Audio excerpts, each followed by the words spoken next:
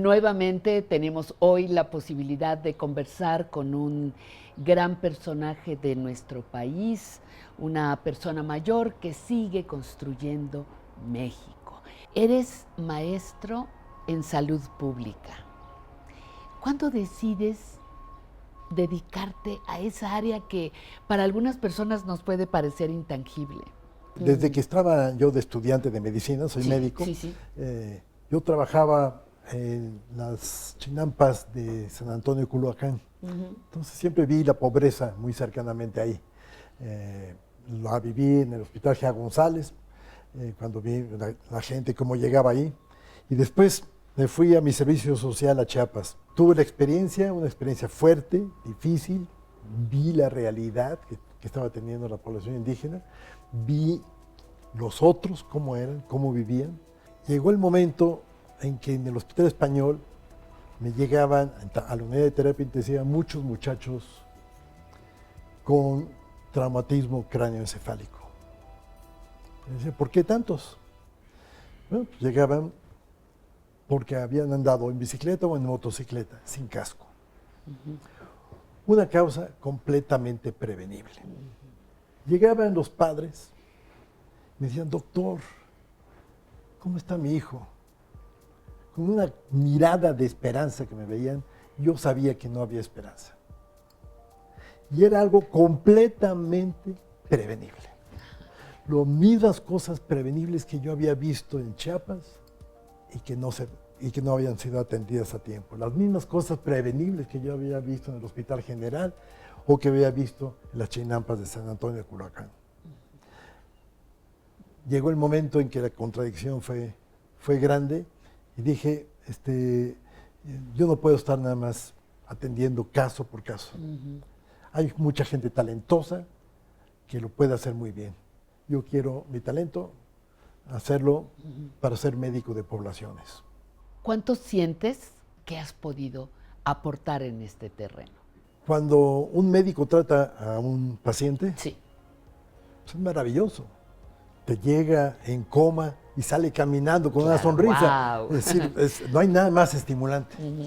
Nosotros tenemos que trabajar años para lograr pasos que se van logrando y van cambiando. En mi doctorado en México no había epidemiología, que era lo que yo quería hacer. Sí. Me tuve que ir a Estados Unidos, a Johns Hopkins, donde hice mi doctorado en epidemiología, y ahí tuve una oportunidad fantástica de estudiar una enfermedad, leucemia, linfomas en trabajadores en la industria obrera, en la cual identifiqué una sustancia que les producía esas leucemias. Después de que me gradué, 4 o 5 años después, de mucha lucha y mucha confrontación con la industria, se logró un estándar ocupacional para bajar la exposición de los trabajadores. ¿Cuántas leucemias, cuántos linfomas desde entonces se han prevenido? Muchas. ¿Con quiénes tienes que negociar? Sí se tiene que negociar con autoridades. Si tú tienes que convencer a la autoridad para que ejerza su autoridad. Para las políticas públicas. Para las políticas públicas que protejan a la población. Y lo que estoy haciendo es estudiar, hacer un análisis comparativo internacional en los distintos continentes, en América, África, Europa, Asia, de cómo los gobiernos, los estados, protegen la salud de su población. La función del Estado es proteger contra la violencia, y en salud es proteger contra estos riesgos. Esa es la función más importante. Todo el mundo dice, bueno, en salud lo más importante son los hospitales y las medicinas. Eso es al final del río. Por ejemplo, en el caso cuando estuviste al frente de cuando llegó la influenza, pero tener en tus manos una pandemia, que en ese momento lo era, eso te da una magnitud diferente del problema. Esa fue una experiencia muy intensa, muy importante, notablemente exitosa, yo diría. México actuó muy bien en aquel momento. A mí me tocó ser responsable de todo lo que se llamaron las medidas no farmacológicas, la parte no médico-curativa, sino todas las partes... No los medicamentos. No los medicamentos, sino todo lo que para que la gente no se enfermara. Ajá. Entonces, ¿Qué yo te te tocó encerré. hacer? Nos informamos que había un virus nuevo, Sí. supimos inmediatamente lo comunicamos, vimos el genoma del virus. Dijimos, este es un virus nuevo. De ahí nos juntamos, dijimos, siguiente paso, ¿cuál es? Decírselo al secretario. Señor secretario, tenemos que verlo personalmente. Fuimos con el secretario. ¿Cuál es el siguiente paso, señor secretario? Decírselo al presidente. Señor presidente, tenemos que írselo a ver. A las 7 de la noche estábamos en Los Pinos. Y hablamos con el presidente. A las 9 de la noche estábamos diseñando el mensaje que ya teníamos preparado desde hace tiempo en caso de que hubiera una emergencia. A las 11 de la noche el mensaje, el pueblo de México sabía perfectamente que se nos venía Cuestión de una horas. epidemia. Pues, Pero así actuamos, inmediatamente se comenzaron a tomar medidas y 5 días después fue que cerramos las actividades. Y de ahí se intervino y fue impresionante. Tú ves las estadísticas, cómo se bajó rápidamente la incidencia de la pandemia, lo que permitió no nada más a México, sino al mundo entero prepararse, conseguir el antiviral, preparar también la vacuna, y la pandemia fue muy acotada. la humanidad estamos expuestos a nuevos virus próximamente. ¿Cuándo? No lo sé, pero ¿de dónde surgen estos virus? ¿De dónde, si no existían y tienes que analizarlo y le ves, buscas el ADN y todo, ¿de dónde vienen? Siempre se han generado combinaciones nuevas. Los virus, la humanidad se va a acabar y los virus van a continuar, ¿no? Y son recombinaciones genéticas que van sucediendo constantemente. Ahorita, la interfase que más importa y que más está generando trabajo en salud pública, la interfase entre el humano y los animales silvestres, los animales silvestres. El contacto en el que hay, en el que cuando se juntan, es cuando estos virus salvajes pueden adquirir capacidades de ser transmitidos al ser humano. Entonces, y todo el tiempo está pasando, ¿no? En forma natural. Pero hay cosas que nosotros como humanos estamos produciendo. Y hay toda una fuerza detrás de ello que podemos nosotros actuar para que no afecte. Y ese es uno de los trabajos que estoy haciendo más recientemente, principalmente aquí en México. Estoy trabajando en esto, que son las sustancias químicas. Resulta que vivimos en un mundo con sustancias químicas. Todos tenemos sustancias químicas. ¿En qué se fabrica? En las telas, en lo que nos ponemos en las cremas, en el shampoo en el que nos bañamos.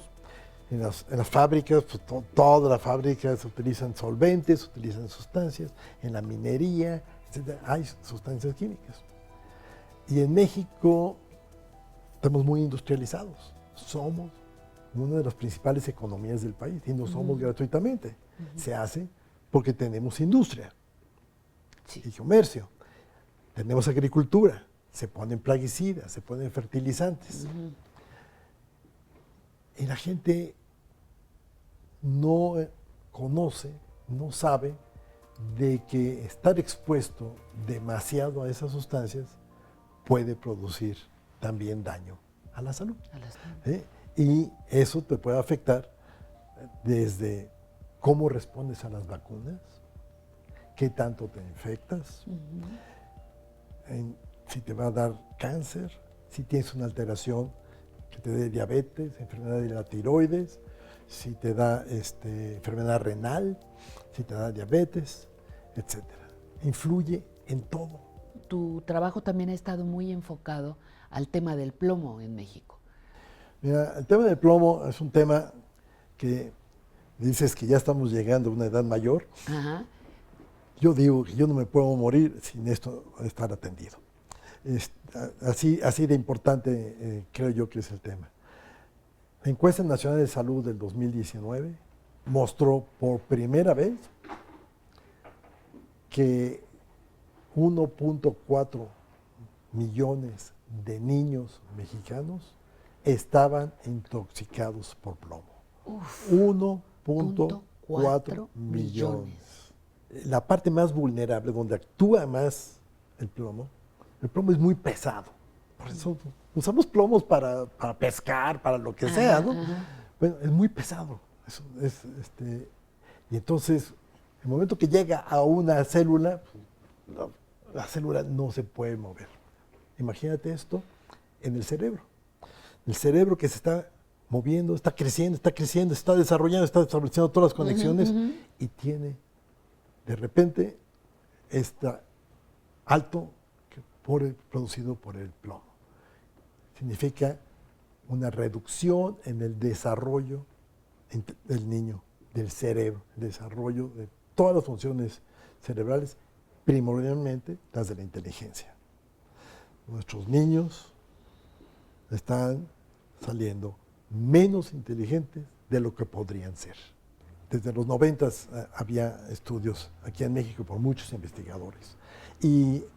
Pero resulta que por primera vez ahorita sabemos que esto no es en un lugar específico o con algunos grupos vulnerables específicos, no, es en todo el país, en distinta intensidad según el país. ¿Qué lo hace variar? Primordialmente la producción y el consumo de loza artesanal mexicana. La loza vidriada a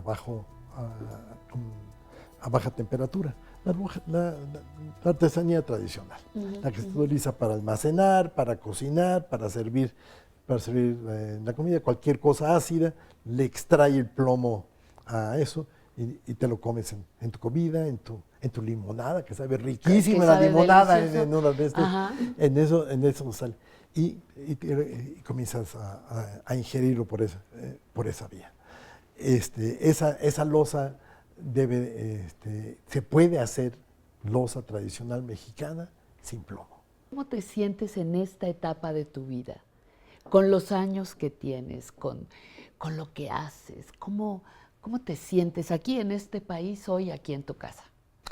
Mira, muy privilegiado y muy bendecido.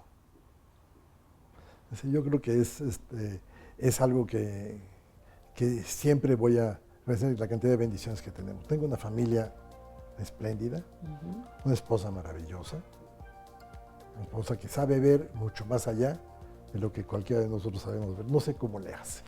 Pero algún secreto debe tener. Tiene un secreto ahí maravilloso. 3 hijos espléndidos, un músico, un ingeniero, una médica, que ella dice, soy médica de veras, porque está tratando pacientes. ¿No? Como yo, que soy médico. Bueno, eso ya es un pleito familiar. Hay pleitos familiares, sí, en ese sentido. Pero bueno, pero tengo el privilegio de poder seguir contribuyendo, y seguir contribuyendo, especialmente apostándoles a los más jóvenes. Yo fui, entre mis privilegios, a los 35 años, yo fui director de la Escuela de Salud Pública de México en la construcción del Instituto Nacional de Salud Pública.